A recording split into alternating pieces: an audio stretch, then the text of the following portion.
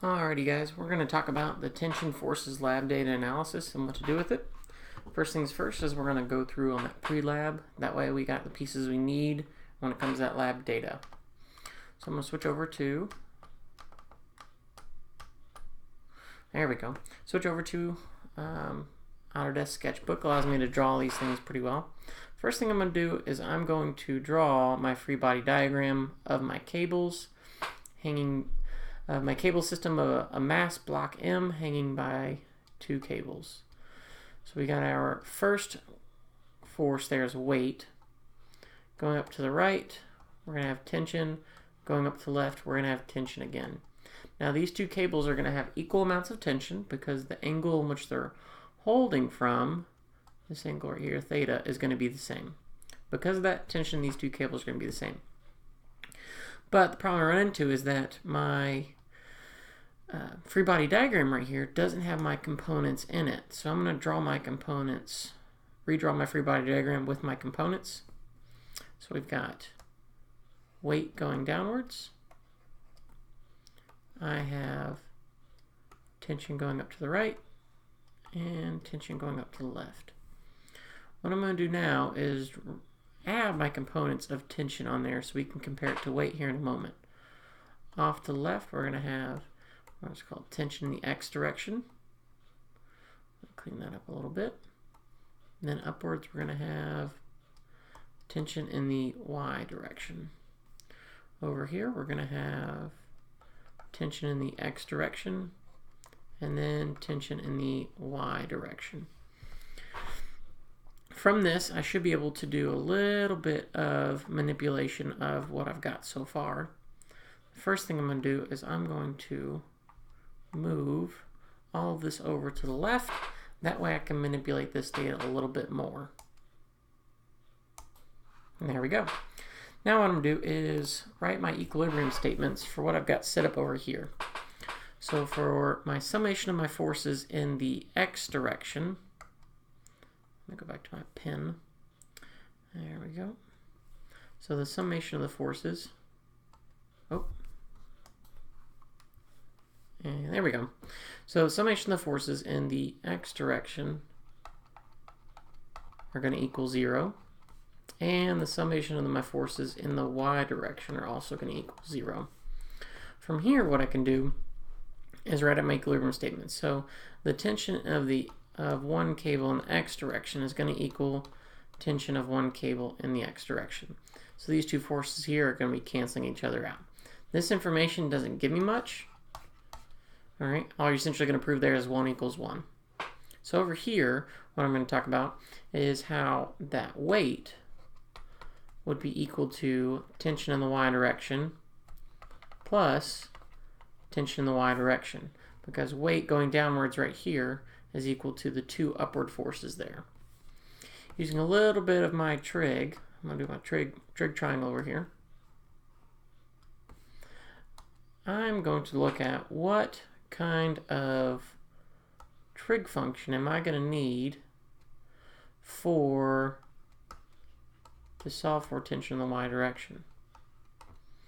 Well, this is going to be opposite over hypotenuse, so that tells me that this is going to be sine. So sine of theta is going to equal tension in the Y direction divided by tension. So tension in the Y direction is going to equal tension sine theta. I'm going to use this and plug this in right over here. Okay?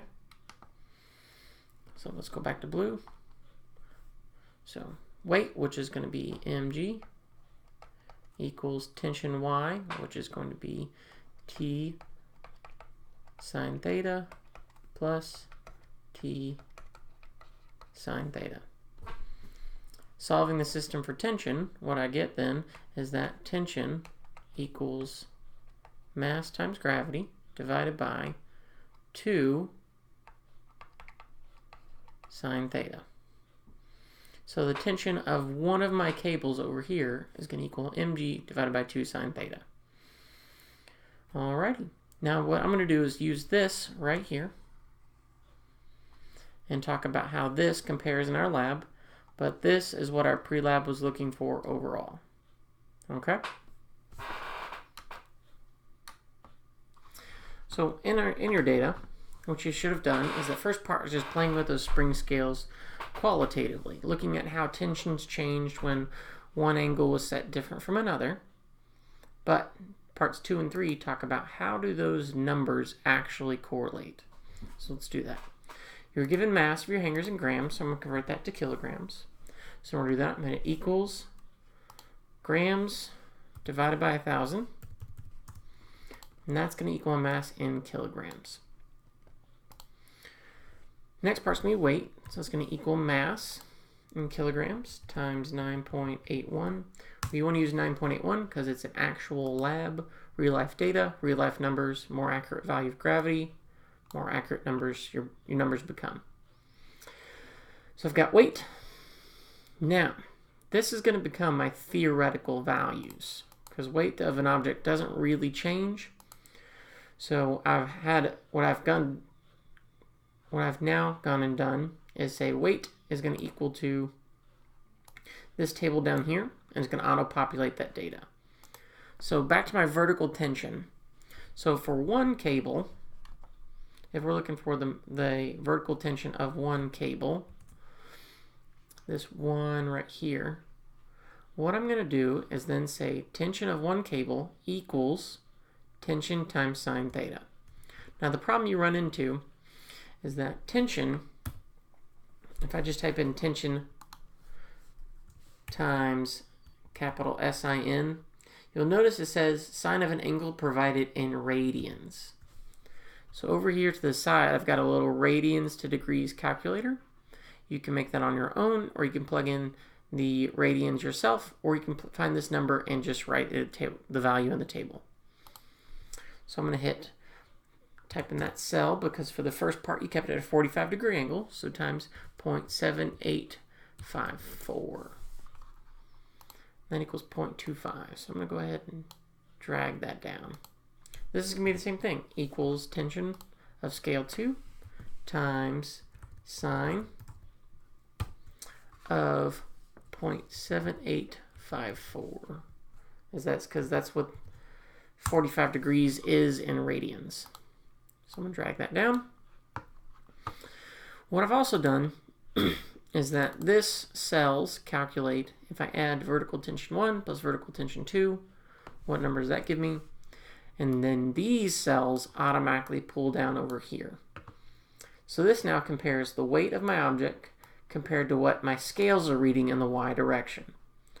Using the percent error formula, which is theoretical, weight minus vertical tension divided by weight times 100, I get a percent error of negative 0.91%.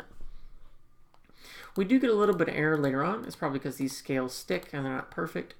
When you tend to hang them at angles, they tend to stick a little bit more. So that's the first part. We've noticed that my weight is equal to vertical tension when angles are held constant and the mass is changing. So as weight increased, so did my vertical tension numbers. Now, with that being said, let's move on to the second part. So I'm going to do the same thing down here. Calculate weight, which is going to be mass times gravity. So 9.81. And I'm going to drag these down. So this is, weight is going to be held constant. My angles are going to change. So I'm going to go over to calculate vertical tension. I'm going to hit tension times sine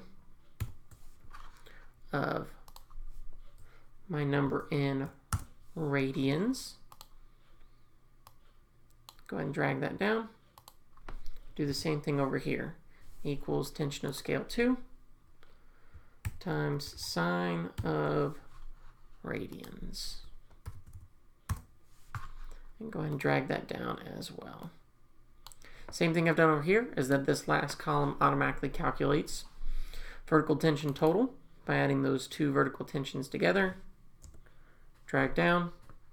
So we compare the weight of our objects, which stayed constant, plotted versus vertical tension.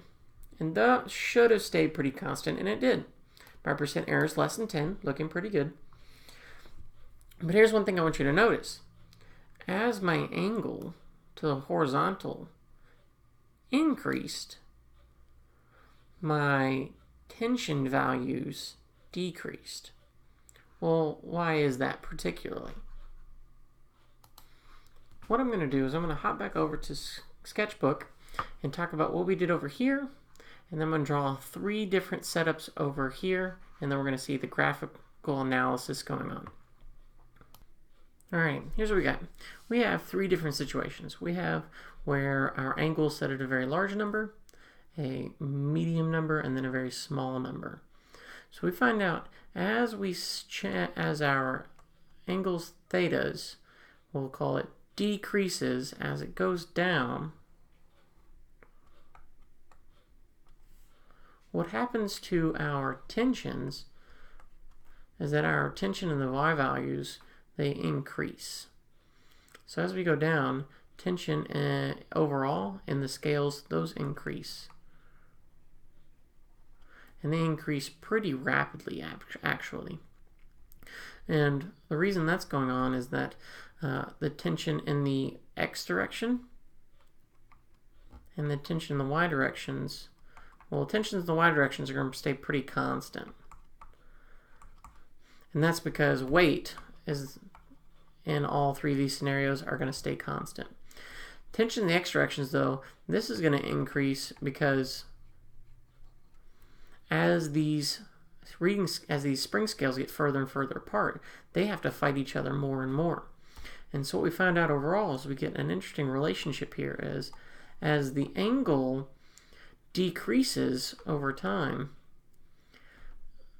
well, what we notice is that when the values for that theta is set really, really high, we get a tension value of around gravity. So let's call the tension value over here, somewhere around where weight would be. So I'm going to do a little dotted line and say this would be the tension value, and so we'll call this weight. And as that angle decreases, as that angle gets smaller, we notice that at some point there is an exponential relationship. And what we find out is that this actually can never get to 0. This is a limit function. So as your theta approaches 0, your tension approaches infinity. And it would take an infinite amount of force to hold something perfectly horizontal in the x direction. Meaning if I were to have this same setup in that same situation, if I were going to try to hold these perfectly horizontal, I would need a force of infinity. However, what happens more likely is that whatever is holding this system in place is usually going to snap, and we're usually turns into materials problems at that point. So here, hopefully what you should have learned in this lab is how to do the free body diagram of a cable system, understand how to find the individual components of the cable system, and then I want you to understand is that as these angles change, how does that play a role with each other? And if I tried to do an angle of 0, meaning holding my object perfectly in a horizontal, it would be impossible because it's a limit function that approaches infinity. Alrighty, hopefully that was helpful. If you got any questions, let me know.